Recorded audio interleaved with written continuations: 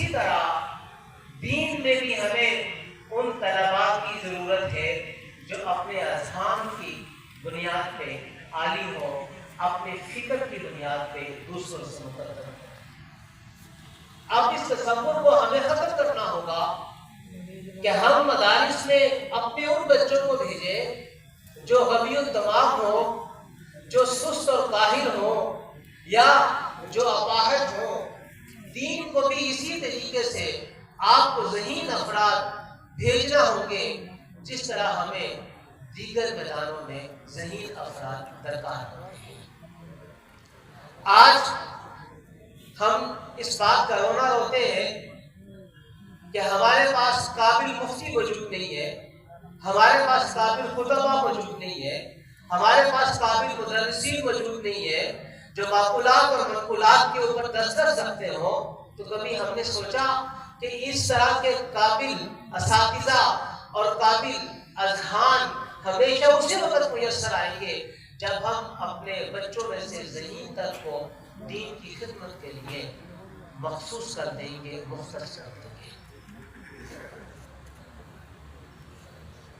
تو پہلی بات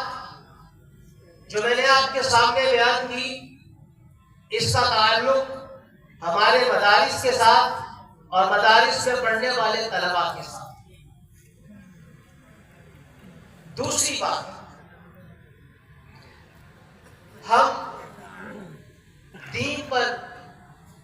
رقم پیسہ بہت خرچ کرتے ہیں، لیکن تصور میں لائیں کہ جو دین پہ رقم اور پیسہ خرچ کیا جاتا ہے وہ دین کی کن ضروریات پہ خرچ کیا جاتا ہے، وہ دین کے کن لوازمات پہ خرچ کیا جاتا ہے۔ کیا وہ سارا کا سارا پیسہ اور رقم مدارس کی فلاح اور بہبود، طلباء کے خورد و نوش کے اوپر خرچ کیا جاتا ہے، یا وہ محافل رنگ و نور پہ خرچ کیا جاتا ہے جس میں ظاہری ٹھاٹ باٹ اور جشن اور رنگ تو نظر آتا ہے لیکن حقیقی رنگ ہمیں مفقود نظر آتا ہے؟ ہمارا وہ پیسہ کس امور پہ خرچ ہوتا ہے؟ ہمیں اس کے اوپر توجہ کرنے کی ضرورت ہے۔ جو پیسہ ہمارا اس طرح کے معاملات پہ خرچ ہوتا ہے اور جس میں ہم تصور یہ کرتے ہیں کہ وہ دین میں خرچ کیا جا رہا ہے، وہ دین میں خرچ نہیں کیا جا رہا۔ دین میں خرچ اسی وقت ہوگا جب آپ کسی مدرسے کو دیں گے، کسی طالب علم کے سر پہ ہاتھ رکھیں گے، کسی بچی کو پڑھانے کے لیے اس کے والدین کو اس کے اخراجات سے بے پرواہ کر دیں گے، تو پھر ہم سمجھیں گے کہ یہ رقم دینی معاملات کے اوپر خرچ ہو رہی ہے، دین کے بڑھاوے کے لیے خرچ ہو رہی ہے اور دین کو مقدم کرنے کے لیے خرچ ہو رہی ہے۔ تیسرا نقطہ،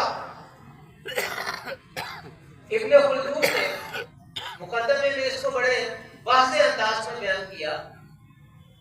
عمومی طور پر عامت الناس ان پیشوں کو، ان ملازمتوں کو اختیار کرتے ہیں جن میں رقم زیادہ ملتی ہے، جن میں معاوضہ زیادہ ہوتا ہے، جن میں تنخواہیں زیادہ ہوتی ہیں۔ اگر دین کی طرف لوگوں کی توجہ کو مبذول کروانا ہے تو اس کے لیے ایک جوہری تبدیلی لے کر آئیں کہ آپ امام کی، مدرس کی، خطیب کی، دین پڑھانے والے کی تنخواہ میں آپ اضافہ کر دیجئے اور پھر آپ دیکھیں کہ کیسے کیسے لوگ دین کی طرف پلٹتے ہوئے نظر آئیں گے۔ آج کمپیوٹر سائنس کی طرف توجہ ہے، لوگ اپنے بچوں کو سافٹ ویئر انجینئر بنانا چاہتے ہیں، ڈیٹا سائنسز کے ماہر تیار کروانا چاہتے ہیں، آرٹیفیشل انٹیلیجنس کہ وہ ایسے افراد تیار کروانا چاہتے ہیں جس کے ذریعے وہ دوسروں کے اذہان کو مغلوب کر سکیں اور ان کے لیے لاکھوں روپیہ خرچ کرنے کے لیے تیار ہوتے ہیں۔ بلا شبہ آج فیلڈ یہی چل رہی ہے، لیکن وہی لاکھوں روپے جب آپ دین کی طرف توجہ کروا دیں گے، مبذول کروا دیں گے، تو پھر لوگ اپنے بچوں کو دین کی طرف لانا شروع کر دیں گے.